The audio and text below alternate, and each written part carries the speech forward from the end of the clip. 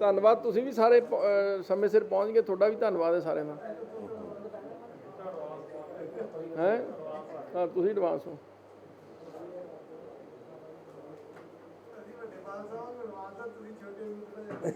ਨਾ ਅਸੀਂ ਪੂਰੇ ਟਾਈਮ ਤੇ ਨਹੀਂ, ਫਿਰ ਤਾਂ ਅਸੀਂ ਘੰਟਾ ਲੇਟ ਆਉਂਦੇ। ਛੋਟਿਆਂ ਦਾ ਟਾਈਮ ਤਾਂ ਅਜੇ ਕਾਫੀ ਲੇਟ ਹੈ। ਏਸੀ ਚੱਲ ਰਿਹਾ?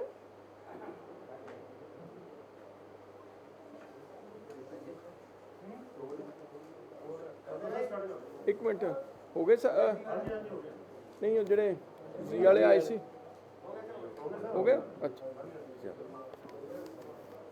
ਸਭ ਤੋਂ ਪਹਿਲਾਂ ਤਾਂ ਮੈਂ ਸਾਰੀ ਪ੍ਰੈਸ ਦਾ ਤੁਹਾਡਾ ਧੰਨਵਾਦ ਕਰਦਾ ਕਿ ਅੱਜ ਤੁਸੀਂ ਆਏ ਹੋ ਤੇ ਸਾਰੇ ਪੰਜਾਬ ਦੇ ਵਿੱਚ ਹੀ ਮੁਲਾਜ਼ਮਾਂ ਵੱਲੋਂ ਜੋ ਪੇ ਕਮਿਸ਼ਨ ਲਾਗੂ ਕੀਤੀ ਗਈ ਹੈ ਪੰਜਾਬ ਸਰਕਾਰ ਨੂੰ, 6ਵੀਂ ਪੇ ਕਮਿਸ਼ਨ, ਉਹਦੇ ਵਿਰੋਧ 'ਚ ਪ੍ਰਦਰਸ਼ਨ ਹੋ ਰਹੇ ਨੇ। ਚਲੋ ਮੁਲਾਜ਼ਮਾਂ ਦੀਆਂ ਡਿਮਾਂਡਸ ਹੋਰ ਹੁੰਦੀਆਂ, ਕਈ ਵਾਰ ਸਰਕਾਰਾਂ ਨੂੰ ਇਹ ਵੀ ਹੁੰਦਾ ਵੀ ਸ਼ਾਇਦ ਮੁਲਾਜ਼ਮ ਜ਼ਿਆਦਾ ਮੰਗ ਰਹੇ ਹੈ, ਪਰ ਅਸਲ ਦੇ ਵਿੱਚ ਸੱਚਾਈ ਕੀ ਹੈ ਤੇ ਤੱਥ ਕੀ ਨੇ, ਸਰਕਾਰ ਜੋ ਕਹਿ ਰਹੀ ਹੈ ਉਹਦੇ ਵਿੱਚ ਤੇ ਸੱਚਾਈ 'ਚ ਕੀ ਅੰਤਰ ਹੈ, ਉਸ ਸੰਬੰਧੀ ਮੈਂ ਅੱਜ ਇਹ ਪ੍ਰੈਸ ਕਾਨਫਰੰਸ ਕਰ ਰਿਹਾ। ਕਿਉਂਕਿ ਪਹਿਲਾਂ ਵਿੱਤ ਮੰਤਰੀ ਰਹੇ ਹੋਣ ਦੇ ਨਾਤੇ ਮੈਂ ਅਹਿਸਾਸ ਕਰਦਾ ਵੀ ਸਰਕਾਰ ਵੱਲੋਂ ਵੈਸੇ ਤਾਂ ਹਰ ਵਰਗ ਨੂੰ ਹੀ ਗੁੰਮਰਾਹ ਕੀਤਾ ਗਿਆ ਹੈ। ਇਹ ਪੇ ਕਮਿਸ਼ਨ ਦੇ ਵਿੱਚ ਮੁਲਾਜ਼ਮਾਂ ਨੂੰ ਵੀ ਉਹਨਾਂ ਨੇ ਬਹੁਤ ਗੁੰਮਰਾਹ ਕੀਤਾ ਹੈ।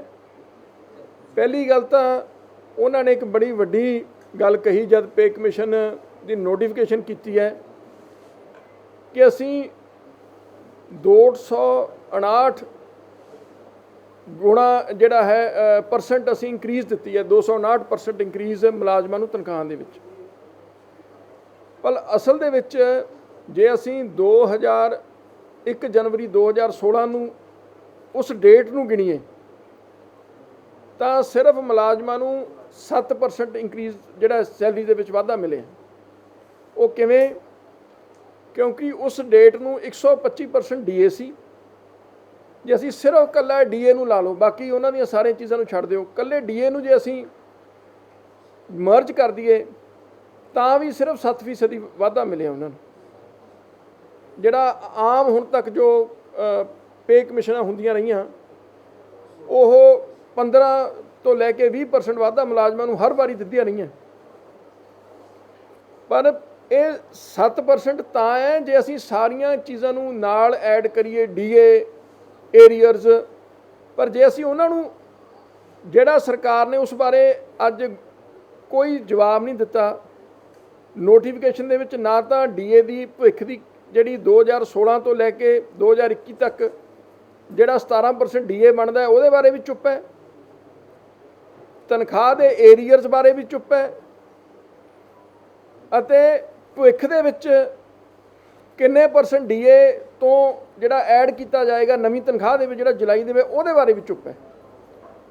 ਸੋ ਜੇ ਉਹਨੂੰ ਅਸੀਂ ਰੱਖੀਏ ਧਿਆਨ ਤਾਂ ਮੈਂ ਸਮਝਦਾ ਮੁਲਾਜ਼ਮਾਂ ਨੂੰ ਘੱਟ ਹੈ ਤਨਖਾਹ ਦੇ ਵਿੱਚ, ਕਿਉਂਕਿ ਸਰਕਾਰ ਦੀ ਮਨਸ਼ਾ ਨਹੀਂ ਲੱਗਦੀ ਦੇਣ ਦੀ। ਉਹ ਇੱਕ ਆંકੜੇ, ਮੈਂ ਵਿਧਾਨ ਸਭਾ ਦੇ ਵਿੱਚ ਜਦ ਬਜਟ ਤੇ ਬੋਲੇ ਸੀ ਵਿੱਤ ਮੰਤਰੀ, ਮੈਂ ਉਹਨਾਂ ਨੂੰ ਗੱਲ ਕਹੀ ਸੀ, ਸ਼ਾਇਦ ਤੁਹਾਡੇ ਵਿੱਚੋਂ ਉੱਥੇ ਕਈਆਂ ਨੇ ਉਹ ਬਹਿਸ ਵੀ ਸੁਣੀ ਸੀ। ਮੈਂ ਕਿਹਾ ਸੀ ਵੀ ਤੁਸੀਂ ਪੇ ਕਮਿਸ਼ਨ ਵਾਸਤੇ ਕੋਈ ਪ੍ਰਬੰਧ ਨਹੀਂ ਕੀਤਾ ਬਜਟ 'ਚ। ਉਹਨਾਂ ਨੇ ਖੜੇ ਹੋ ਕੇ ਮੇਰਾ ਜਵਾਬ ਦਿੱਤਾ ਸੀ, ਮੈਂ 8000 ਕਰੋੜ ਰੁਪਏ ਦਾ ਵਿੱਚ ਪ੍ਰਬੰਧ ਕੀਤਾ ਹੈਗਾ। ਚਲੋ ਉਹਨਾਂ ਨੂੰ ਇਹ ਵੀ ਮੰਨ ਲਈਏ ਵੀ ਉਹਨਾਂ ਨੇ 8000 ਕਰੋੜ ਦਾ ਪ੍ਰਬੰਧ ਕੀਤਾ ਹੈ, ਪਰ ਜੇ ਅਸੀਂ ਮੁਲਾਜ਼ਮਾਂ ਦਾ ਸਾਰਾ ਡੀਏ, ਮੁਲਾਜ਼ਮਾਂ ਦੀਆਂ ਤਨਖਾਹ ਜਿਹੜਾ 2016 ਤੋਂ ਇਹਨਾਂ ਨੇ ਤਨਖਾਹ ਨੂੰ ਮੰਨੀ ਹੈ, ਉਹਦੇ ਏਰੀਅਰ ਅਤੇ ਭਵਿੱਖ ਦੇ ਜਿਹੜੀਆਂ 8 ਮਹੀਨੇ ਦੀਆਂ ਤਨਖਾਹਾਂ ਜਿਹੜੀਆਂ ਸਰਕਾਰ ਨੇ ਆਉਂਦੇ 9 ਮਹੀਨੇ ਵਿੱਤੀ ਸਾਲ ਦੇ ਵਿੱਚ ਦੇਣੀਆਂ ਨੇ, ਜੇ ਸਾਰਿਆਂ ਨੂੰ ਜੋੜੀਏ ਤਾਂ 25000 ਕਰੋੜ ਰੁਪਏ ਦਾ ਪ੍ਰਬੰਧ ਕਰਨਾ ਬਣਦਾ ਹੈ। ਕਿਵੇਂ ਮੈਂ ਕਹਿ ਰਿਹਾ? ਕਿਉਂਕਿ ਸਰਕਾਰ ਇਹਨਾਂ ਨੇ, ਮਨਪ੍ਰੀਤ ਸਿੰਘ ਬਾਦਲ ਨੇ ਬਜਟ ਦੇ ਵਿੱਚ ਸਪੀਚ ਦਿੰਦੇ ਹੋਏ ਇਹ ਗੱਲ ਕਹੀ ਸੀ, ਇਹ ਬਜਟ ਦੀ ਵੀ ਮੈਂ ਸਪੀਚ ਲੈ ਕੇ ਉਹਨਾਂ ਨੇ ਕਿਹਾ ਸੀਗਾ ਵੀ ਅਸੀਂ ਉਹਨੇ ਸਪੈਸ਼ਲ ਤੇ ਉੱਥੇ ਦੱਸਦਾ, ਉਹਨਾਂ ਨੇ ਕਿਹਾ ਸੀ I also announce to pay the arrears if any in staggered manner of which the first installment shall be paid on October 2021 and second installment in January 2022। ਮਤਲਬ ਇਸੇ ਵਿੱਤੀ ਸਾਲ 'ਚ ਉਹਨਾਂ ਨੇ ਕਿਹਾ ਵੀ ਅਸੀਂ ਪੇ ਕਰਾਂਗੇ। ਬਣਦਾ 25,000 ਕਰੋੜ ਘੱਟੋ ਘੱਟ। ਮੈਂ ਕਿਉਂਕਿ ਹਜੇ ਜੇ ਇਹਨੂੰ ਪੂਰੀ ਘੋਖ ਜਿਹੜਾ ਐਗਜ਼ੈਕਟ ਫਿਗਰਸ, ਮੈਂ ਸਾਰੇ ਜਿਹੜੇ ਫਿਗਰਸ ਨੇ ਉਹ ਥੋੜ੍ਹੇ ਜਿਹੇ ਘਟਾ ਕੇ ਹੀ ਰੱਖੇ ਨੇ, ਕੋਈ ਫਿਗਰ ਨੂੰ ਵਧਾ ਕੇ ਨਹੀਂ ਰੱਖਿਆ। ਜੇ ਅਸੀਂ ਸਿਰਫ ਇਹ ਜਿਹੜਾ ਏਰੀਅਰਸ ਲਗਾ ਲਈਏ ਸਾਰੇ ਤੇ ਭਵਿੱਖ ਦੀਆਂ ਸੈਲਰੀਜ਼ ਲਾ ਲਈਏ ਤਾਂ 25,000 ਕਰੋੜ ਰੁਪਈਆ ਬਣਦਾ, ਤੇ ਇਹਨਾਂ ਨੇ ਰੱਖਿਆ 8,000 ਕਰੋੜ ਰੁਪਈਆ। ਤੇ ਫਿਰ ਇਹ ਤਾਂ ਹੀ ਕਰਕੇ ਇਹਨਾਂ ਨੇ ਨਾ ਤਾਂ ਪਿਛਲੇ ਡੀਏ ਦੇ ਏਰੀਅਰਸ ਦੇਣ ਦੀ ਗੱਲ ਕੀਤੀ ਹੈ ਹੁਣ ਤੱਕ ਦੇ, ਨਾ ਹੀ ਇਹਨਾਂ ਨੇ ਤਨਖਾਹ ਜਿਹੜੀ ਹੈ 2016 ਤੋਂ ਹੁਣ ਰਿਵਾਈਜ਼ ਹੋਈ ਆ ਉਹਦੇ ਏਰੀਅਰਸ ਦੀ ਗੱਲ ਕੀਤੀ ਹੈ, ਤੇ ਨਾ ਹੀ ਉਹਨਾਂ ਨੇ ਤੀਜੀ ਗੱਲ ਜਿਹੜੀ ਹੈ ਵੀ ਕੀ ਅਗਲੀ ਤਨਖਾਹ ਦੇ ਨਾਲ 17% ਡੀਏ ਜਾਂ ਜਿੰਨਾ ਵੀ ਡੀਏ ਕਿੰਨਾ ਦੇਣਗੇ ਉਹਦੇ ਬਾਰੇ ਵੀ ਕੋਈ ਗੱਲ ਨਹੀਂ। ਤੇ ਫਿਰ ਤਾਂ ਜਿਹੜਾ ਇਹ ਜੋ ਨੋਟੀਫਿਕੇਸ਼ਨ ਇਹਨਾਂ ਨੇ ਕੀਤੀ ਹੈ ਇਹ ਕੋਈ ਮਾਇਨੇ ਨਹੀਂ ਰੱਖਦੀ। ਜੇ ਤੁਸੀਂ ਇਹ ਵੱਡੇ ਫੈਕਟਰ ਨੇ ਜਿਹੜੇ ਉਹਨਾਂ ਬਾਰੇ ਸਰਕਾਰ ਚੁੱਪ ਹੈ, ਫਿਰ ਤਾਂ ਮਤਲਬ ਜਿਹੜੀ ਇਹਨਾਂ ਨੇ ਪ੍ਰੈਸ ਜਿਹੜੀ ਇਹ ਨੋਟੀਫਿਕੇਸ਼ਨ ਕੀਤੀ ਹੈ ਇਹ ਬਿਲਕੁਲ ਹੀ ਕੋਈ ਮਾਇਨੇ ਨਹੀਂ ਰੱਖਦੀ। ਇਹ ਵੀ ਮਤਲਬ ਅੱਖਾਂ 'ਚ ਘੱਟਾ ਪਾਉਣ ਵਾਲੀ ਗੱਲ ਹੈ। ਸੋ ਮੈਂ ਤਾਂ ਸਰਕਾਰ ਨੂੰ ਇੱਕੋ ਹੀ ਗੱਲ ਦਾ ਜਵਾਬ ਮੰਗਦਾ ਕਿ ਪਹਿਲਾਂ ਤਾਂ ਕੀ ਜਿਹੜੀ ਗੱਲ ਉਹਨਾਂ ਨੇ ਬਜਟ ਦੇ ਵਿੱਚ ਕਹੀ ਸੀ ਕਿ ਅਸੀਂ ਸਾਰੇ ਏਰੀਅਰਸ ਚਾਹੇ ਡੀਏ ਦੇ ਚਾਹੇ ਤਨਖਾਹ ਦੇ ਅਸੀਂ ਇਸ ਸਾਲ ਦੇ ਵਿੱਚ ਅਕਤੂਬਰ ਤੇ ਜਨਵਰੀ ਦੇ ਮਹੀਨੇ 'ਚ ਦੇਵਾਂਗੇ, ਕਿ ਅੱਜ ਵੀ ਉਸ ਗੱਲ ਤੇ ਉਹ ਖੜੇ ਨੇ ਕਿ ਸਰਕਾਰ ਉਸ ਗੱਲ ਤੋਂ ਮੁਨਕਰ ਹੋ ਗਈ ਜਿਵੇਂ ਹੁਣ ਤੱਕ ਹਰ ਗੱਲ ਤੋਂ ਭੱਜਦੀ ਰਹੀ ਹੈ। ਤੇ ਦੂਜਾ, ਜਿਹੜੀਆਂ ਆਉਣ ਵਾਲੀ ਜੁਲਾਈ ਦੇ ਮਹੀਨੇ ਦੀ ਤਨਖਾਹ ਹੈ ਉਹਦੇ ਨਾਲ ਕਿੰਨੇ % ਡੀਏ ਜੋੜ ਕੇ ਦੇਣਗੇ ਇਹ ਵੀ ਸਪਸ਼ਟ ਕਰਨ। ਵੈਸੇ ਤਾਂ ਕੇਂਦਰ ਸਰਕਾਰ ਦਾ ਤਾਂ 17% ਡੀਏ ਆਲਰੇਡੀ ਅਨਾਊਂਸ ਹੋ ਚੁੱਕਿਆ ਹੈ, ਪਰ ਕੀ ਉਹ 17% ਡੀਏ ਦੇ ਨਾਲ ਹੀ ਤਨਖਾਹ ਦੇਣਗੇ ਇਹਦੇ ਬਾਰੇ ਵੀ ਜਿਹੜਾ ਹੈ ਬਿਲਕੁਲ ਮੇਰੀ ਇਹਨੂੰ ਸਪਸ਼ਟ ਕਰਨ। ਤੇ 2-3 ਹੋਰ ਕੁਝ ਗੱਲਾਂ ਜਿਹੜੀਆਂ ਬੜੀਆਂ ਅਹਿਮ ਨੇ ਜਿਹੜੀਆਂ ਉਹਨਾਂ ਨੇ ਆਪਦੇ ਇਸ ਇਹਦੇ ਵਿੱਚ ਛੱਡਤੀਆਂ, ਜਿਨ੍ਹਾਂ ਬਾਰੇ ਅੱਜ ਮੁਲਾਜ਼ਮਾਂ 'ਚ ਬੜਾ ਵੱਡਾ ਰੋਸ ਵੀ ਹੈ। ਇੱਕ ਤਾਂ ਹਾਊਸ ਰੈਂਟ ਅਲਾਊਂਸ ਘਟਾਤਾ, ਜਿਹੜਾ ਮੁਲਾਜ਼ਮਾਂ ਨੂੰ ਪਹਿਲਾਂ ਹਾਊਸ ਰੈਂਟ ਅਲਾਊਂਸ ਮਿਲਦਾ ਸੀ ਉਹ 20% ਤੋਂ ਘਟਾ ਕੇ 16% ਕਰਤਾ। ਦੂਜਾ, ਰੂਰਲ ਏਰੀਆ ਅਲਾਊਂਸ 6% ਤੋਂ ਘਟਾ ਕੇ 5% ਕਰਤਾ। ਹੁਣ ਸਰਕਾਰ ਇਹ ਦੱਸੇ ਵੀ ਪੇਂਡੂ ਖੇਤਰਾਂ 'ਚ ਤਾਂ ਪਹਿਲਾਂ ਹੀ ਕੋਈ ਜਾਣ ਨੂੰ ਤਿਆਰ ਨਹੀਂ, ਨਾ ਹੀ ਡਾਕਟਰ ਜਾਣ ਨੂੰ ਤਿਆਰ ਨੇ, ਨਾ ਹੀ ਟੀਚਰ ਜਾਣ ਨੂੰ ਤਿਆਰ ਨੇ। ਇਹ ਰੂਰਲ ਏਰੀਆ ਅਲਾਊਂਸ ਵਧਾਉਣ ਦੀ ਬਜਾਏ ਘਟਾਤਾ। ਹੁਣ ਕਿਹੜਾ ਉੱਥੇ ਪੋਸਟਿੰਗ ਲਏਗਾ? ਕੀ ਮਨਸ਼ਾ ਲੈ ਕੇ ਇਹਨਾਂ ਨੇ ਇਹ ਜਿਹੜਾ ਹੈ ਅਲਾਊਂਸ ਘਟਾਇਆ? ਤੇ ਇਹਦਾ ਬਹੁਤ ਇੱਕ ਨੈਗੇਟਿਵ ਜਿਹੜਾ ਇਫੈਕਟ ਹੈ ਉਹ ਪਏਗਾ। ਇੱਕ ਸਭ ਤੋਂ ਵੱਧ ਧੱਕਾ ਕੀਤਾ ਇਹਨਾਂ ਨੇ ਸਾਡੇ ਡਾਕਟਰਾਂ ਦੇ ਨਾਲ ਜਾਂ ਜੋ ਮੈਡੀਕਲ ਸਟਾਫ ਹੈ। ਪਹਿਲਾਂ ਉਹਨਾਂ ਦੀ ਜਿਹੜੀ ਇਹ ਐਨਪੀ ਹੁੰਦੇ ਸੀ, ਨਾਨ ਪ੍ਰੈਕਟਿਸਿੰਗ ਅਲਾਊਂਸ ਮਿਲਦਾ ਸੀ, ਉਹ ਤਨਖਾਹ ਦਾ ਹਿੱਸਾ ਹੁੰਦਾ ਸੀ ਫॉर ਆਲ ਪਰਪਸਿਸ। ਆਲ ਪਰਪਸਿਸ ਦਾ ਮਤਲਬ ਵੀ ਜੇ ਡੀਏ ਲੱਗਣਾ ਹੈ, ਇੰਕਰੀਮੈਂਟ ਲੱਗਣਾ ਹੈ, ਉਹਦੇ ਵਿੱਚ ਉਹ ਐਡ ਕਰਕੇ ਉਹ 'ਤੇ ਲੱਗਦਾ ਸੀ ਇੰਕਰੀਮੈਂਟ ਤੇ ਡੀਏ। ਪਰ ਹੁਣ ਇਹਨਾਂ ਨੇ ਉਹਨੂੰ ਉਹ 'ਚੋਂ ਕੱਢਤਾ, ਹੁਣ ਬੇਸਿਕ ਨਾਲੋਂ ਇਹਨੂੰ ਅੱਡ ਕਰਤਾ। ਤੇ ਜਿਹਦੇ ਮੈਨੂੰ ਲੱਗਦਾ ਜੋ ਡਾਕਟਰ ਨੇ ਉਹਨਾਂ ਨੂੰ ਇਹਦੇ ਨਾਲ ਬਹੁਤ ਵੱਡਾ ਨੁਕਸਾਨ ਹੋਏਗਾ। ਡਾਕਟਰ ਤਾਂ ਪਹਿਲਾਂ ਹੀ ਨਹੀਂ ਪੰਜਾਬ ਸਰਕਾਰੀ ਨੌਕਰੀਆਂ ਲਈ ਆ ਰਹੇ। ਸਪੈਸ਼ਲਿਸਟ ਡਾਕਟਰਾਂ ਦੀ ਅੱਜ ਪੰਜਾਬ ਵਿੱਚ ਬਹੁਤ ਵੱਡੀ ਘਾਟ ਹੈ। ਕਿੱਥੇ ਤਾਂ ਸਰਕਾਰ ਉਹਨਾਂ ਨੂੰ ਕੁਛ ਇਨਸੈਂਟਿਵ ਦਿੰਦੀ ਸਰਕਾਰੀ ਨੌਕਰੀ 'ਚ ਆਉਣ ਲਈ, ਪਰ ਇਹਨਾਂ ਨੇ ਉਹਨਾਂ ਨੂੰ ਇਨਸੈਂਟਿਵਾਈਜ਼ ਕਰਤਾ। ਉਹਨਾਂ ਦੇ ਜਿਹੜੇ ਇਨਸੈਂਟਿਵ ਸੀ ਉਹ ਵੀ ਵਾਪਸ ਲੈ ਲਏ। ਤੇ ਇਹਦੇ ਬਾਰੇ ਜਿਹੜਾ ਸਰਕਾਰ ਜਵਾਬ ਦੇਵੇ, ਇਹਨਾਂ ਨੂੰ ਵਾਪਸ ਜਿਹੜਾ ਹੈ ਇਹਨੂੰ ਫॉर ਆਲ ਪਰਪਸਿਸ ਇਹਨੂੰ ਹਿੱਸਾ ਬਣਾਵੇ। ਸਾਡੀ ਇਹ ਵੀ ਹੋਰ ਵੀ ਜਿਹੜੀਆਂ ਬਾਕੀਆਂ ਵੀ ਸਪੈਸ਼ਲ ਪੇਸ ਕੋਈ ਸੀਗੀਆਂ ਜਿਵੇਂ ਪੁਲਿਸ ਦੀਆਂ ਜਾਂ ਹੋਰ, ਉਹਨਾਂ ਨੂੰ ਵੀ ਇਹਨਾਂ ਨੇ ਉਹ ਤੋਂ ਅੱਡ ਕਰਤਾ ਬੇਸਿਕ ਪੇ ਨਾਲੋਂ। ਸੋ ਇਹ ਸਾਰਾ ਇੱਕ ਜਿਹੜੀ ਸਰਕਾਰ ਦੀ ਮੈਂ ਸਮਝਦਾ ਮੁਲਾਜ਼ਮਾਂ ਨਾਲ ਇੱਕ ਬਹੁਤ ਵੱਡਾ ਇਸ ਪੇ ਕਮਿਸ਼ਨ ਦੇ ਰਾਹੀਂ ਉਹਨਾਂ ਨੇ ਬੜਾ ਵੱਡਾ ਧੋਖਾ ਕੀਤਾ। ਹੋਰ ਕਈ ਜਿਹੜੀਆਂ ਉਹਨਾਂ ਨੇ ਅਲਾਉੈਂਸਿਸ ਬੰਦ ਕਰਤੀਆਂ, ਕਈਆਂ ਨੂੰ ਜਿਹੜਾ ਹੈ ਘਟਾਤਾ ਤੇ ਜਿਹੜੀਆਂ ਫਿਕਸਡ ਸੀਗੀਆਂ ਉਹਨਾਂ ਵਿੱਚ ਵੀ ਵਾਧਾ ਨਹੀਂ ਕੀਤਾ। ਤੋ ਇੱਕ ਵੀ ਮੈਂ ਨਹੀਂ ਮੰਨਦਾ ਵੀ ਕੋਈ ਉਹਨਾਂ ਨੇ ਜਿਹੜੀ ਕੋਈ ਡਿਮਾਂਡ ਸੀ, ਕੱਲੀ ਡਿਮਾਂਡ ਨਹੀਂ, ਵੀ ਜਿਹੜਾ ਉਹਨਾਂ ਦਾ ਹੱਕ ਸੀ, ਮੈਂ ਸਮਝਦਾ ਮੁਲਾਜ਼ਮਾਂ ਦਾ ਇਹਨਾਂ ਨੇ ਇੱਕ ਵੀ ਹੱਕ ਉਹਨਾਂ ਨੂੰ ਨਹੀਂ ਦਿੱਤਾ। ਤੇ ਸਰਕਾਰ ਅੱਜ ਇਸ ਗੱਲ ਲਈ ਜਵਾਬਦੇਹ ਹੈ ਵੀ ਉਹ ਜਿਹੜਾ ਤੱਥ ਗੋਲ ਮੋਲ ਆਂਕੜਿਆਂ ਦੀ ਹੇਰਾਫੇਰੀ ਕਰਨ ਦੀ ਬਜਾਏ ਤੱਥ ਲਿਆਵੇ ਤੇ ਲੋਕਾਂ ਨੂੰ ਅੱਜ ਜਿਹੜਾ ਮੁਲਾਜ਼ਮਾਂ ਦੇ ਵਿੱਚ ਰੋਸ ਹੈ ਪੰਜਾਬ ਦੇ ਵਿੱਚ ਉਹਨੂੰ ਦੂਰ ਕਰੇ। ਮੈਂ ਵਿੱਤ ਮੰਤਰੀ ਮਨਪ੍ਰੀਤ ਸਿੰਘ ਜੀ ਬਾਦਲ ਤੋਂ ਆਸ ਕਰਦਾ ਵੀ ਜਿਹੜੀਆਂ ਅਸੀਂ ਗੱਲਾਂ ਇਹ ਇਸ਼ੂਜ਼ ਰੇਜ਼ ਕੀਤੇ ਨੇ ਇਹਨਾਂ ਦਾ ਜਵਾਬ ਦੇਣਗੇ। ਅਤੇ ਜਿਹੜੀ ਅਸੀਂ ਇਹ ਪੁੱਛਿਆ ਵੀ ਜਿਹੜਾ ਵੀ ਇੰਨੇ 1000 ਕਰੋੜ ਦਾ 8000 ਕਰੋੜ ਉਹਨਾਂ ਨੇ ਪ੍ਰਾਵਧਾਨ ਕੀਤਾ ਤੇ 25000 ਕਰੋੜ ਰੁਪਈਆ ਜਿਹੜਾ ਦੇਣਾ ਬਣਦਾ ਉਹਦਾ ਵੀ ਜਵਾਬ ਦੇਣਗੇ। ਹੁਣ ਮੈਂ ਇਹ ਵੀ ਕੋਈ ਮੈਂ ਆਪਦੇ ਵੱਲੋਂ ਨਹੀਂ ਬਣਾਈ ਫਿਗਰ, ਮੈਂ ਤੁਹਾਨੂੰ ਜਿਹੜੀ 25000 ਕਰੋੜ ਦੀ ਫਿਗਰ ਹੈ ਉਹ ਵੀ ਮੈਂ ਤੁਹਾਨੂੰ ਦੱਸਦਾ ਕਿਸ ਤਰੀਕੇ ਨਾਲ।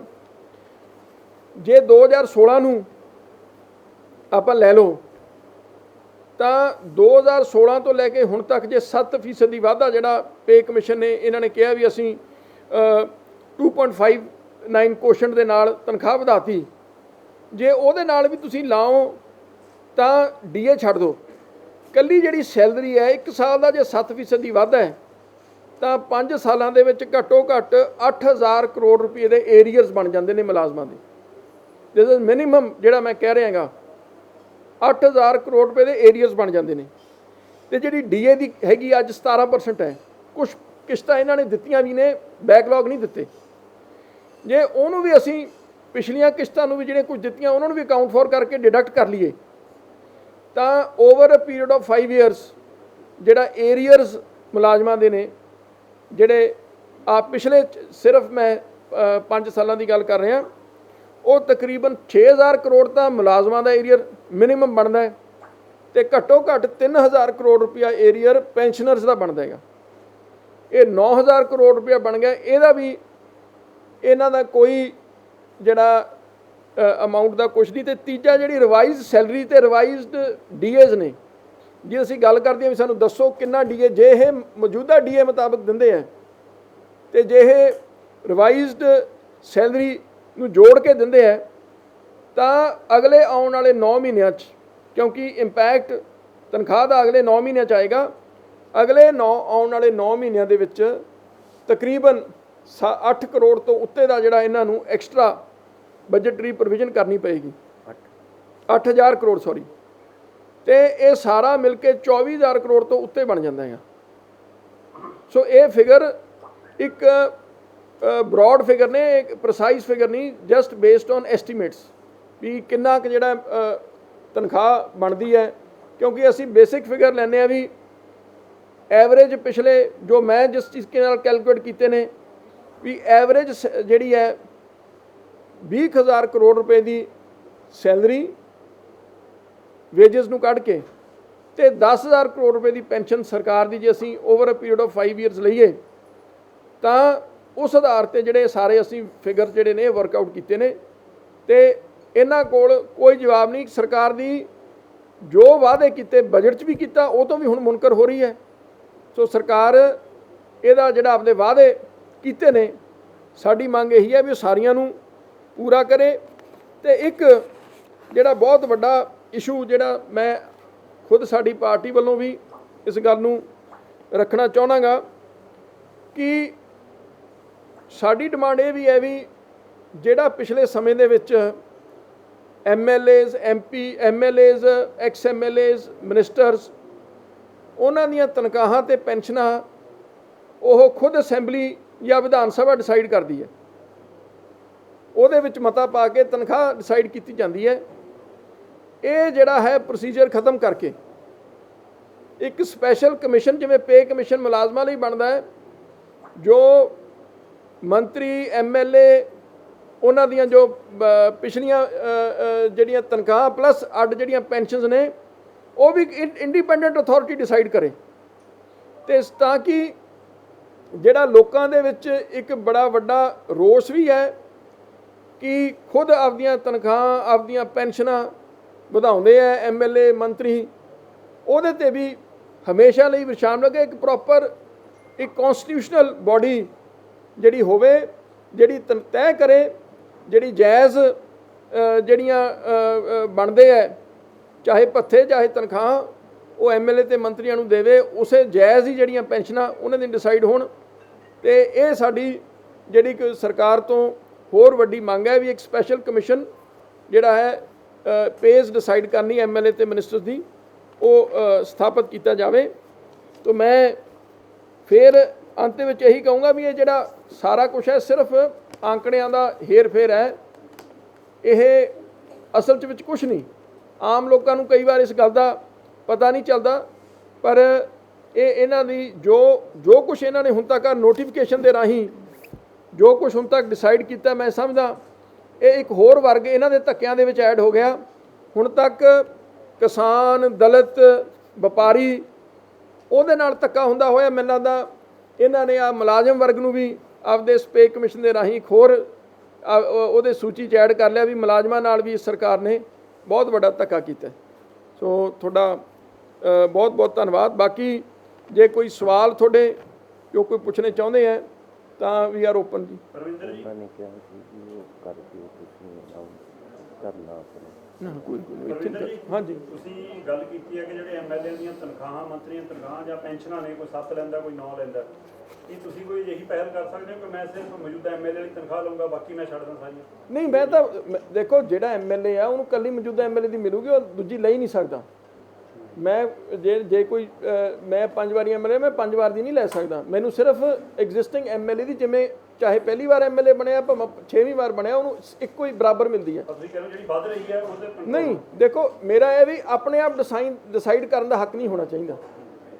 ਜਿਵੇਂ ਮੁਲਾਜ਼ਮਾਂ ਲਈ ਅਸੀਂ ਕਹਿੰਦੇ ਹਾਂ ਵੀ ਮੁਲਾਜ਼ਮਾਂ ਲਈ ਇੱਕ ਸੈਪਰੇਟ ਕਮਿਸ਼ਨ ਬਣੇ, ਉਵੇਂ ਸੇਮ ਫॉर ਪੋਲੀਟੀਕਲ ਜਿਹੜੇ ਪੋਸਟ ਨੇ ਉਹਨਾਂ ਲਈ ਵੀ ਸੇਮ ਇੱਕ ਸੈਪਰੇਟ ਕਮਿਸ਼ਨ ਬਣੇ, ਉਹ ਡਿਸਾਈਡ ਕਰੇ ਬਾਕੀ ਕਿਸ ਤਰੀਕੇ ਦੇ ਨਾਲ ਉਹ ਹੋਰ ਸਟੇਟਾਂ ਦੇ, ਹੋਰ ਕੰਟਰੀਜ਼ ਦੇ ਜਿਹੜੇ ਕੋਈ ਇਹ ਮਾਡਲਸ ਨੇ ਉਹਨੂੰ ਲੈ ਕੇ ਉਹਨੂੰ ਸਟੱਡੀ ਕਰਕੇ ਉਹਦੇ ਜਿਹੜੀ ਜਾਇਜ਼ ਦੇਣ।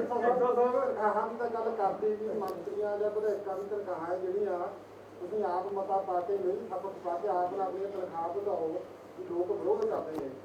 ਜਿਹੜੇ ਤੁਸੀਂ ਵਿਧਾਇਕਾਂ ਨੂੰ 15,000 ਰੁਪਏ ਜਿਹੜਾ ਮੁਫਤ ਭੱਤਾ ਮਿਲਦਾ, ਟੈਲੀਫੋਨ ਭੱਤਾ, ਉਹ ਕਿਆ ਉਹਦੀ ਤੁਸੀਂ ਡਿਮਾਂਡ ਕਰਦੇ ਹੋ ਵੀ ਉਹ ਵੀ ਘਟਾਇਆ ਜਾਣਾ ਚਾਹੀਦਾ? ਦੇਖੋ ਸਾਰੀਆਂ ਕੰਪਨੀਆਂ 3000 ਅਨਲਿਮਿਟਡ ਦਾ ਦੇ ਰਹੀਆਂ, ਜਿੰਨਾ ਮਰਜ਼ੀ ਦੇਖੋ ਮੈਂ ਦੱਸਦਾ, ਦੇਖੋ ਦੋ ਚੀਜ਼ਾਂ ਦਾ ਮੈਂ ਇਹ ਕਹਿਣਾ ਚਾਹੁੰਦਾ ਇੱਥੇ ਕਿ ਜਿਹੜਾ ਤਨਖਾਹ ਤੇ ਭੱਤੇ ਇਹ ਰੈਸ਼ਨਲਾਈਜ਼ ਹੋਣੇ ਚਾਹੀਦੇ ਨੇ।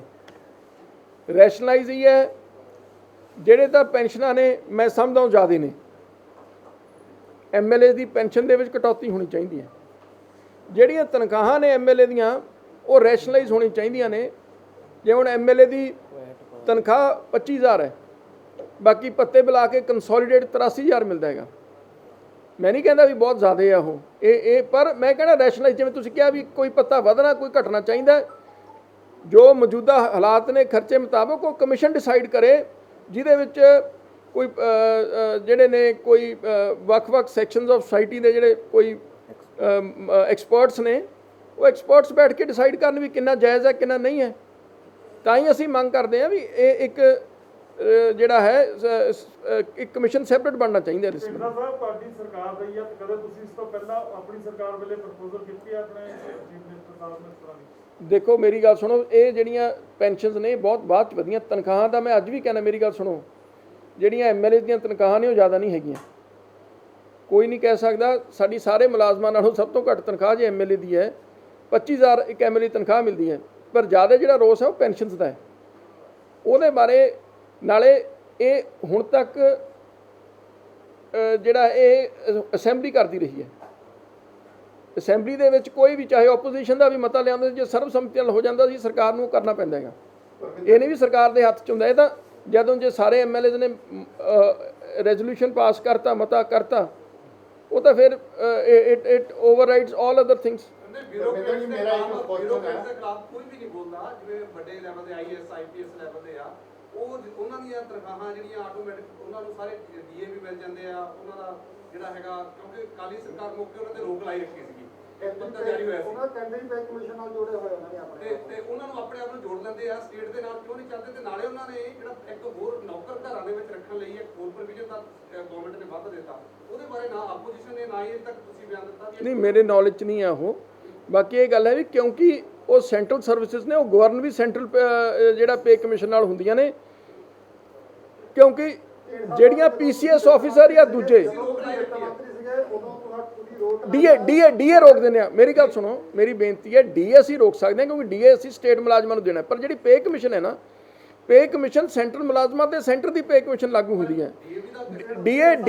ਡੀਏ ਸਾਰੇ ਮੁਲਾਜ਼ਮਾਂ ਦੇ ਨਾਲ ਹੀ ਦੇਣਾ ਚਾਹੀਦਾ ਹੈ। ਢੀਂਡਸਾ ਸਾਹਿਬ ਤੁਸੀਂ ਉਦੋਂ ਇਹ ਗੱਲ ਹੋਈ ਸੀਗੀ ਜਦੋਂ ਤੁਹਾਡੀ ਸਰਕਾਰ ਸੀਗੀ, ਜਿਵੇਂ ਅੱਜ ਮੁਲਾਜ਼ਮ ਸੜਕਾਂ 'ਤੇ ਉਤਰੇ ਹੋਇਆ, ਉਦੋਂ ਤੁਹਾਡੀ ਸਰਕਾਰ ਦੇ ਨਾਲ ਉਤਰਦੇ ਰਹੇ ਮੁਲਾਜ਼ਮਾਂ ਨੂੰ ਸਮੇਂ ਸਿਰ ਤਨਖਾਹ ਨਹੀਂ ਕਿਆ ਮਿਲਦੀਆਂ, ਜਿਹੜੇ ਆਈਐਸ ਅਫਸਰ ਆ ਜਾਂ ਪੀਸੀਐਸ ਅਫਸਰ ਆ ਇਹਨਾਂ ਨੂੰ ਮਿਲ ਜਾਂਦੀਆਂ ਸੀਗੀਆਂ ਜਿਹੜੇ ਕੇਡਰ ਦੇ ਸੀਗੇ। ਉਦੋਂ ਇੱਕ ਨੋਟ ਤੁਹਾਡੀ ਸਰਕਾਰ ਨੇ ਪੱਤਰ ਕੱਢਿਆ ਸੀਗਾ ਕਿ ਇਹਨਾਂ ਨੂੰ ਵੀ ਉਦੋਂ ਹੀ ਤਨਖਾਹਾਂ ਮਿਲਣਗੀਆਂ ਜਦੋਂ ਪੰਜਾਬ ਸਰਕਾਰ ਦੇ ਮੁਲਾਜ਼ਮਾਂ ਨੂੰ ਮਿਲ ਗਿਆ, ਉਦੋਂ ਉਹਨਾਂ ਦਾ ਨਾਮ ਜੋੜਤਾ ਸੀਗਾ। ਨਹੀਂ, ਅਸੀਂ ਬਿਲਕੁਲ, ਮੈਂ ਤੁਹਾਨੂੰ ਉਹੀ ਕਹਿ ਰਿਹਾ, ਜਿਹੜੇ ਅਫਸਰ ਨੇ ਉਹਨਾਂ ਦੀਆਂ ਡੀਏਜ਼, ਜੇ ਡੀਅਰਨੈਸ ਅਲਾਊਂਸ ਜਿਹੜਾ ਸੂਬਾ ਸਰਕਾਰ ਦਿੰਦੀ ਹੈ, ਉਹ ਅਸੀਂ ਰੋਕਤੇ ਸੀ ਵੀ ਉਹਨੂੰ ਅਸੀਂ ਸੈਂਟਰ ਨਾਲ ਲਿੰਕ ਨਹੀਂ ਕਰਾਂਗੇ। ਅਸੀਂ ਆਪਦਾ, ਜਦ ਅਸੀਂ ਆਪਦਾ ਦੇਵਾਂਗੇ ਉਦੋਂ ਤੁਹਾਨੂੰ ਦੇਵਾਂਗੇ, ਇਹ ਅਸੀਂ ਉਦੋਂ ਕਰਤਾ ਸੀ। ਤੇ ਨਾਲ ਹੀ ਜਿਹੜਾ ਅਸੀਂ ਜਿਹੜੀ ਕਮਿਸ਼ਨ ਪੇ ਕਮਿਸ਼ਨ ਦਾ ਉਹ ਸੈਂਟਰ ਦਾ ਹੀ ਲਾਗੂ ਹੋਣਾ। ਜੇ ਇਹਨਾਂ ਨੇ ਕੋਈ ਉਹਦੇ ਵਿੱਚ ਚੇਂਜਸ ਕੀਤੀਆਂ ਤਾਂ ਮੈਂ ਸਮਝਦਾ ਮਾੜੀ ਗੱਲ ਹੈ, ਉਹਨਾਂ ਨੂੰ ਵੀ ਬਾਕੀ ਮੁਲਾਜ਼ਮਾਂ ਦੇ ਅਟਪਾਰ ਰੱਖਣਾ ਚਾਹੀਦਾ। ਪਰਵਿੰਦਰ ਜੀ, ਮੇਰਾ ਇੱਕ ਕੁਐਸਚਨ ਹੈ, ਇੱਕ ਆਮ ਧਾਰਨਾ ਹੈ ਵੀ ਜਦੋਂ ਜਿਹੜਾ ਐਮਐਲਏ 5 ਵਾਰੀ ਐਮਐਲਏ ਹੈ ਜਾਂ 7 ਵਾਰੀ ਐਮਐਲਏ ਹੈ ਜਾਂ 2 ਵਾਰੀ ਐਮਪੀ ਹੈਗਾ, ਉਹਨੂੰ ਉਨੇ ਵਾਰੀ ਦੀ ਪੈਨਸ਼ਨ ਮਿਲਦੀ ਆ। ਇਹ ਕਲੀਅਰ ਕਰਿਓ ਵੀ ਇਦਾਂ ਦਾ ਹੀ ਪ੍ਰਾਵਧਾਨ ਹੈਗਾ ਜਾਂ ਨਹੀਂ ਹੈਗਾ। ਨਹੀਂ ਦੇਖੋ, ਹੈਗਾ ਤਾਂ ਤੁਸੀਂ ਇਸ ਦੇ ਬਾਰੇ ਕੀ ਵਿਚਾਰ ਨਹੀਂ, ਇਹ ਤਾਂ ਇਹ ਹੈਗਾ, ਜਿਹੜੀ ਪ੍ਰੋਵੀਜ਼ਨ ਹੈਗੀ ਹੈ ਉਹ ਹੈਗੀ ਹੈ ਵੀ ਜਿਹੜਾ ਪਹਿਲੀ ਵਾਰ ਐਮਐਲਏ ਬਣਦਾ ਹੈ, ਇੱਕ ਪਹਿਲੀ ਵਾਰ ਦੀ ਉਹਨੂੰ 15,000, ਦੂਜੀ ਵਾਰ ਦੀ 10,000 ਪਲੱਸ ਡੀਏ, ਦੋਨਾਂ ਦੇ ਵਿੱਚ ਡੀਏ ਐਡ ਹੈ। ਸੋ ਡੀਏ ਲੱਗ ਕੇ ਉਹ ਮੈਨੂੰ ਲੱਗਦਾ ਅੱਜ 75,000 ਤੇ 50,000 ਹੋ ਗਈ, ਕਿਉਂਕਿ ਹੈ ਤਾਂ ਸਾਰੇ ਵੀ, ਚਾਹੇ ਪਾਰਲੀਮੈਂਟ ਦੇ ਮੈਂਬਰ ਨੇ ਚਾਹੇ ਹੋਰ ਨੇ, ਉਹਨਾਂ ਦੀ ਪਹਿਲੀ ਟਰਮ ਦੀ ਅੱਡ ਹੁੰਦੀ ਹੈ, ਦੂਜੀ ਜਿੰਨਾ ਸਾਲ ਉਹ ਐਕਸਟਰਾ ਉਹਨਾਂ ਦੀ ਸਰਵਿਸ ਹੁੰਦੀ ਹੈ ਸਿਟਿੰਗ ਐਮਐਲਏ ਐਮਪੀ, ਉਹਨਾਂ ਵੱਧ ਮਿਲਦਾ ਹੈਗਾ। ਪਰ ਉਹਨੂੰ ਤਾਂ ਹੀ ਮੈਂ ਕਹਿੰਦਾ ਰਿਵਾਈਜ਼ ਕਰਨ ਦੀ ਲੋੜ ਹੈ, ਉਹਨੂੰ ਘਟਾਉਣ ਦੀ ਲੋੜ। ਪਹਿਲਾਂ ਵੀ ਮੈਂ ਤੁਹਾਨੂੰ ਕਿਹਾ ਪੈਨਸ਼ਨਸ ਜਿਹੜੀਆਂ ਨੇ ਉਹ ਡੀਏ ਲੱਗ ਕੇ ਕਾਫੀ ਹੋ ਗਈਆਂ, ਡੀਏ ਮਰਜ ਨਹੀਂ ਹੋਇਆ ਪੈਨਸ਼ਨਸ ਦਾ, ਜਿਹਦੇ ਕਰਕੇ ਪੈਨਸ਼ਨਸ ਵੱਧ ਗਈਆਂ ਤੇ ਤਨਖਾਹ ਨਾਲੋਂ ਤਾਂ ਪੈਨਸ਼ਨ ਵੱਧ ਹੈ। ਸੋ ਇਸ ਲਈ ਸਾਡੀ ਇਹ ਹੈ ਵੀ ਇਹਨੂੰ ਸਾਰੇ ਪਹਿਲਾਂ ਨੂੰ ਹੀ ਦੁਬਾਰੇ ਰਿਵਾਈਜ਼ ਕਰਨ ਦੀ ਲੋੜ ਹੈ, ਚਾਹੇ ਡਿਫਰੈਂਟ ਅਲਾਉੈਂਸਿਸ ਨੇ, ਚਾਹੇ ਡਿਫਰੈਂਟ ਜਿਹੜੀ ਕਿੰਨੀ ਟਰਮ ਦੀ ਕੀ ਪੈਨਸ਼ਨ ਹੈ, ਉਹ ਸਾਰੀਆਂ ਨੂੰ ਰੀਲੁੱਕ ਹੋ ਕੇ ਨਵੇਂ ਸਿਰਿਓਂ ਜਿਹੜਾ ਉਹ ਇਹ ਬਣਾਇਆ ਜਾਵੇ। ਸਾਡੀ ਇਸ 'ਚ ਆਹ ਮੰਗ ਇਹ ਅਸੀਂ ਕਰਦੇ ਹਾਂ। ਪਰਮਿੰਦਰ ਜੀ, ਜਿਹੜਾ ਇਸ ਸਮੇਂ ਵੈਟ ਔਰ ਐਕਸਾਈਜ਼ ਨੂੰ ਲੈ ਕੇ ਪੈਟਰੋਲ ਡੀਜ਼ਲ ਦਾ ਮਸਲਾ ਫਸਿਆ, ਤੁਸੀਂ ਵੀ ਵਿੱਤ ਮੰਤਰੀ ਰਹੇ ਹੋ ਤੇ ਹੁਣ ਸਾਰਾ ਕੁਝ ਕੇਂਦਰ ਤੇ ਨਿਰਭਰ ਹੋ ਗਿਆ ਕਿ ਜੀਐਸਟੀ ਬਾਇਆ ਉਧਰ ਹੋ ਕੇ ਆਉਂਦਾ, ਉਹਦੇ ਕਰਕੇ ਪੰਜਾਬ ਦਾ ਕਹਿ ਰਿਹਾ ਸਰਕਾਰ ਕਿ ਸਾਡਾ ਖਜ਼ਾਨਾ ਖਾਲੀ ਹੈ, ਚਲਾਉਣਾ ਔਖਾ। ਕੀ ਤੁਹਾਨੂੰ ਲੱਗਦਾ ਕਿ ਇਸ ਮੌਕੇ ਸੂਬੇ ਨੂੰ ਪਹਿਲ ਕਰਕੇ ਵੈਟ ਘਟਾਉਣਾ ਚਾਹੀਦਾ? ਕੀ ਅਜਿਹਾ ਹੋ ਸਕਦਾ? ਦੇਖੋ, ਜੀਐਸਟੀ ਤਾਂ ਕੇਂਦਰ ਸਰਕਾਰ ਥੱਲੇ, ਪਰ ਜਿਹੜਾ ਵੈਟ ਹੈ ਉਹ ਡਾਇਰੈਕਟ ਹੈ, ਉਹ ਸੂਬਿਆਂ ਕੋਲੇ ਆਉਂਦਾ। ਦੇਖੋ, ਦੋ ਚੀਜ਼ਾਂ ਨੇ, ਘਟਾਉਣਾ ਦੋਨਾਂ ਨੂੰ ਚਾਹੀਦਾ ਹੈ, ਸੂਬਿਆਂ ਦੀ ਸਰਕਾਰਾਂ ਨੂੰ ਵੀ, ਕੇਂਦਰ ਦੀ ਸਰਕਾਰ ਨੂੰ ਵੀ। ਕੇਂਦਰ ਦਾ ਐਕਸਾਈਜ਼ ਬੜਾ ਵੱਡਾ ਪੋਰਸ਼ਨ ਹੈ। ਸੂਬਿਆਂ ਨੇ ਪਿਛਲੇ ਸਮੇਂ ਜਦ ਰੇਟ ਘਟੇ ਸੀ, ਸੂਬਿਆਂ ਨੇ ਆਪਦੀ ਵੈਟ ਨਹੀਂ ਵਧਾਈ, ਪਰ ਕੇਂਦਰ ਨੇ ਆਪਦੀ ਐਕਸਾਈਜ਼ ਡਿਊਟੀ ਵਧਾਤੀ ਸੀ। ਇਹ ਇੱਕ ਇਕੱਲੇ ਪੰਜਾਬ ਦੇ ਸਾਰੇ ਸੂਬਿਆਂ ਦੀ ਸੇਮ ਪੋਜੀਸ਼ਨ ਹੈ, ਉਹਨਾਂ ਨੇ ਆਪਦੀ ਐਕਸਾਈਜ਼ ਡਿਊਟੀ ਤਕਰੀਬਨ ਡਬਲ ਕਰਤੀ ਸੀ।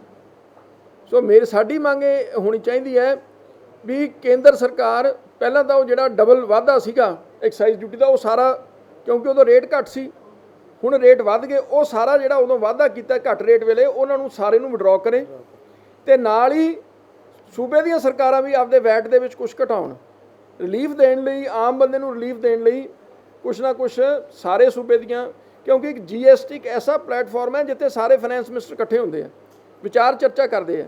ਉੱਥੇ ਜ਼ਰੂਰੀ ਨਹੀਂ ਵੀ ਜੀਐਸਟੀ ਦੇ ਸੰਬੰਧੀ ਹੀ ਵਿਚਾਰ ਹੋ ਸਕਦੇ, ਉੱਥੇ ਬੈਠ ਕੇ ਆਮ ਰਾਏ ਬਣਾ ਕੇ ਜਿਹੜਾ ਹੈ ਵੈਟ ਸਾਰੇ ਸਟੇਟਾਂ ਦਾ ਘਟਾਉਣ ਬਾਰੇ ਵੀ ਰਾਏ ਹੋ ਸਕਦੀ ਹੈ ਵੀ ਇੱਕ ਜਿਹੜਾ ਹੈ ਇੱਕ ਰੇਟ ਜਿਹੜਾ ਹੈ ਵੈਟ ਦਾ ਕਰ ਲਿਆ ਜਾਵੇ, ਸਾਰੇ ਘਟਾਉਣ ਆਪਦਾ ਵੈਟ, ਤੇ ਕੇਂਦਰ 'ਤੇ ਵੀ ਦਬਾਅ ਪਾਉਣ ਵੀ ਆਪਦੀ ਐਕਸਾਈਜ਼ ਡਿਊਟੀ ਘਟਾਉਣ, ਕਿਉਂਕਿ ਆਖਰ ਜਿੰਨਾ ਹੁਣ ਰੇਟ ਹੋ ਗਿਆ ਪੈਟਰੋਲ ਤੇ ਡੀਜ਼ਲ ਦਾ, ਮੈਨੂੰ ਤਾਂ ਲੱਗਦਾ ਲੋਕਾਂ ਨੇ ਪੈਟਰੋਲ ਡੀਜ਼ਲ ਵਾਲੀਆਂ ਗੱਡੀਆਂ ਖਰੀਦਣੀਆਂ ਹੀ ਬੰਦ ਕਰ ਦੇਣੀਆਂ। ਬਿਲਕੁਲ। ਮੈਨੂੰ ਲੱਗਦਾ ਹੁਣ ਤਾਂ ਲੋਕ ਜਾਂ ਇਲੈਕਟ੍ਰਿਕ ਵਹੀਕਲ ਜਾਂ CNG ਵਾਲੀ ਵਹੀਕਲ ਵੱਲ ਜ਼ਿਆਦਾ ਹੋ ਗਏ, ਕਿਉਂਕਿ ਇਹ ਲੋਕਾਂ ਦੀ ਜਿਹੜਾ ਹੈ ਸੀਮਾ ਤੋਂ ਬਾਹਰ ਹੋ ਗਏ ਸਾਰੇ ਜਿਹੜੇ ਰੇਟ ਸੀਗੇ। ਸੋ ਦੋਨੇ ਸਰਕਾਰਾਂ ਨੂੰ ਬੈਠ ਕੇ ਇਹਨੂੰ ਘਟਾਉਣਾ ਚਾਹੀਦਾ। ਇਹ ਹੁਣ ਕੋਈ ਪਹਿਲ ਕਦਮੀ ਕਰੇ ਤਾਂ ਹੀ ਹੈ। ਫਰਨੀਚਰ ਜੀ ਇੱਕ ਸਿਆਸੀ ਥੋੜਾ ਜਿਹਾ ਸਵਾਲ ਹੈ। ਇਹ ਚਰਚਾ ਚੱਲ ਰਹੀ ਹੈ ਕਿ ਤੁਹਾਡੀ ਪਾਰਟੀ ਦਾ ਆਮ ਆਦਮੀ ਪਾਰਟੀ ਨਾਲ ਗਠਜੋੜ ਹੋਣ ਜਾ ਰਿਹਾ ਹੈ। ਤੁਹਾਡੀ ਪਾਰਟੀ ਇਕੱਲਿਆਂ ਤੋਂ ਲੜੂਗੀ ਤਾਂ ਆਮ ਆਦਮੀ ਪਾਰਟੀ ਨਾਲ ਮੇਲ? ਦੇਖੋ ਜੀ, ਹਜੇ ਕੁਝ ਨਹੀਂ ਕਹਿ ਸਕਦੇ। ਹਜੇ ਗਠਜੋੜਾ ਹੋਣਾ ਨਹੀਂ ਹੋਣਾ, ਕਿਹਦੇ ਨਾਲ ਹੋਣਾ ਅਜੇ ਹਜੇ ਕੋਈ ਫੈਸਲਾ ਨਹੀਂ। ਨਾ ਹੀ ਕੋਈ ਐਸੀ ਜਿਹੜੀ ਤੁਸੀਂ ਗੱਲ ਕੀਤੀ ਐਸੀ ਕੋਈ ਗੱਲ ਹੈਗੀ ਹੈ, ਕੋਈ ਨਾ ਹਜੇ ਕੋਈ ਚੱਲ ਰਹੀ ਹੈ। ਭਵਿੱਖ ਵਿੱਚ ਕੀ ਹੋਣਾ ਕਹਿ ਨਹੀਂ ਸਕਦੇ। ਹੈ ਜੀ, ਥੋੜੇ ਦਿਨ ਪਹਿਲਾਂ ਪਿਛਲੇ ਦਿਨਾਂ ਦੇ ਵਿੱਚ ਕੇਜਰੀਵਾਲ ਸਾਹਿਬ ਨਾਲ ਦਿੱਲੀ ਦੀ ਮੁਲਾਕਾਤ ਕੀਤੀ ਜਾਂਦੀ ਹੈ। ਇਹ ਚਰਚਾ ਕੋਈ ਦੇਖੋ, ਮੈਂ ਤਾਂ ਦਿੱਲੀ ਗਈ ਨੂੰ ਬੜਾ ਚਿਰ ਹੋ ਗਿਆ, ਮੈਂ ਕੋਈ ਨਹੀਂ ਮੀਟਿੰਗ ਹੋਈ, ਨਾ ਮੇਰੀ ਮੀਟਿੰਗ ਹੋਈ, ਨਾ ਸਾਡੇ ਕਿਸੇ ਆਗੂ ਦੀ ਮੀਟਿੰਗ ਹੋਈ ਹੈ। ਇਹ ਸਾਰੀਆਂ ਸਿਰਫ ਗੱਲਾਂ ਨੇ, ਇਹ 'ਚ ਕੋਈ ਵੀ ਸੱਚਾਈ ਨਹੀਂ ਹੈਗੀ। ਅਕਾਲੀ ਦਲ ਸੰਯੁਕਤ ਦੀ ਜਿਹੜੀ ਪੋਲੀਟੀਕਲ ਸਰਗਰਮੀਆਂ ਉਹ ਵੀ ਕੋਈ ਇੱਡੀ ਵੱਧ ਤੇਜ਼ ਦੀਆਂ ਇਸ ਟਾਈਮ, ਜਿੱਦਾਂ ਕਿ ਵਿਧਾਨ ਸਭਾ ਚੋਣਾਂ ਨੇੜੇ ਆ ਗਈ ਤਾਂ ਹੋਰ ਪਾਰਟੀਆਂ ਕਾਫੀ ਜ਼ੋਰ ਸ਼ੋਰ ਨਾਲ ਨਹੀਂ, ਅਸੀਂ ਕਰ ਰਹੇ ਹਾਂ। ਅਸੀਂ ਇੱਕ ਤਾਂ ਤੁਹਾਨੂੰ ਮੈਂ ਦੱਸਣਾ 15 ਤਰੀਕ ਨੂੰ ਸਾਰੇ ਜ਼ਿਲ੍ਹਾ ਹੈੱਡਕੁਆਟਰਸ 'ਤੇ ਸਾਡੀ ਪਾਰਟੀ ਵੱਲੋਂ ਧਰਨਾ ਰੱਖੇ ਗਏ ਨੇ। ਮਹਿੰਗਾਈ ਦੇ ਵਿਰੁੱਧ ਆ ਜਿਹੜੀਆਂ ਪੈਟਰੋਲ ਡੀਜ਼ਲਾਂ ਦੀਆਂ ਜੋ ਕੀਮਤਾਂ ਨੇ ਅਤੇ ਹੋਰ ਮਹਿੰਗਾਈ ਹੋ ਰਹੀ ਹੈ, ਉਹਦੇ ਖਿਲਾਫ ਧਰਨੇ ਰੱਖੇ ਆ। ਅਸੀਂ ਦੋਨੋਂ ਮੁੱਖ ਮੰਤਰੀ ਤੇ ਪ੍ਰਧਾਨ ਮੰਤਰੀ ਨੂੰ ਮੈਮੋਰੈਂਡਮ DCs ਦੇ ਰਾਹੀਂ ਦੇਵਾਂਗੇ। ਤੇ ਹੁਣ ਤੱਕ ਸਾਡੀ ਪਾਰਟੀ, ਕਿਉਂਕਿ ਦੇਖੋ ਦੋ ਪਾਰਟੀਆਂ ਸ਼੍ਰੋਮਣੀ ਅਕਾਲੀ ਦਲ ਟਕਸਾਲੀ ਤੇ ਸ਼੍ਰੋਮਣੀ ਅਕਾਲੀ ਦਲ ਡੈਮੋਕ੍ਰੈਟਿਕ ਇਕੱਠੀ ਹੋਈ ਸੀ। ਉਦੋਂ ਬਾਅਦ ਉਹ ਜਿਹੜਾ ਨਵਾਂ ਢਾਂਚੇ ਦਾ ਗਠਨ ਪਾਰਟੀ ਨੇ ਕੀਤਾ ਹੈ, ਉਹ ਗਠਨ ਹੁਣ ਤੱਕ ਚੱਲ ਰਿਹਾ ਸੀ। ਹੁਣ ਅਹੁਦੇਦਾਰ ਤਕਰੀਬਨ ਸਾਰੇ ਜਿਹੜੇ ਲਾ ਦਿੱਤੇ ਗਏ ਨੇ, ਥੋੜ੍ਹੇ ਰਹਿ ਗਏ ਹੋਰ ਵੀ ਜਿਹੜੀ ਚੱਲ ਰਹੀ ਹੈ। ਤੇ ਹੁਣ ਸਾਡੀ ਪਾਰਟੀ ਦੀਆਂ ਸਰਗਰਮੀਆਂ ਬਿਲਕੁਲ ਬੜੀ ਤੇਜ਼ੀ ਨਾਲ ਅਸੀਂ ਵਧਾਵਾਂਗੇ। ਹਰ ਇਸ਼ੂ ਤੇ ਅਸੀਂ ਜਿਹੜਾ ਹੈ, ਚਾਹੇ ਕੇਂਦਰ ਦੀ ਸਰਕਾਰ ਹੈ ਚਾਹੇ ਪੰਜਾਬ ਸਰਕਾਰ ਹੈ, ਉਹਨਾਂ ਨੂੰ ਘੇਰਾਂਗੇ ਅਸੀਂ। ਹੁਣ ਤੱਕ ਤਾਂ ਜਿਹੜੀਆਂ ਦੋਨੇ ਪਾਰਟੀਆਂ ਨੇ, ਚਾਹੇ ਆਮ ਆਦਮੀ ਪਾਰਟੀ ਜਾਂ ਸ਼੍ਰੋਮਣੀ ਅਕਾਲੀ ਦਲ, ਉਹਨਾਂ ਦਾ ਨਿਸ਼ਾਨਾ ਪੰਜਾਬ ਸਰਕਾਰ ਰਹੀ ਹੈ। ਪਰ ਮੈਂ ਸਮਝਦਾ ਪੰਜਾਬ ਸਰਕਾਰ ਦੇ ਨਾਲ ਨਾਲ ਦਿੱਲੀ ਸਰਕਾਰ 'ਤੇ ਵੀ ਜਿਹੜਾ ਉਨਾ ਹੀ ਸਾਨੂੰ ਜ਼ੋਰ ਦੇਣਾ ਚਾਹੀਦਾ, ਕਿਉਂਕਿ ਜੇ ਪੰਜਾਬ ਸਰਕਾਰ ਨੇ ਲੋਕ ਵਿਰੋਧੀ ਫੈਸਲੇ ਕੀਤੇ, ਲੋਕਾਂ ਨੂੰ ਵਾਅਦਿਆਂ ਤੋਂ ਮੁੱਕਰੀ ਹੈ, ਤਾਂ ਉਦੋਂ ਵੱਧ ਦੋਸ਼ੀ ਕੇਂਦਰ ਸਰਕਾਰ ਵੀ ਹੈ। ਸੋ ਅਸੀਂ ਦੋਨਾਂ ਸਰਕਾਰਾਂ ਦੇ ਖਿਲਾਫ ਜਿਹੜਾ ਹੈ ਮੁਹਿੰਮ ਵਿੱਢਾਂਗੇ। ਸਾਰਿਆਂ ਨੂੰ ਬੇਨਤੀ ਹੈ ਜੀ, ਚਾਹ ਪੀ ਕੇ ਜਾਇਓ। ਸਾਡਾ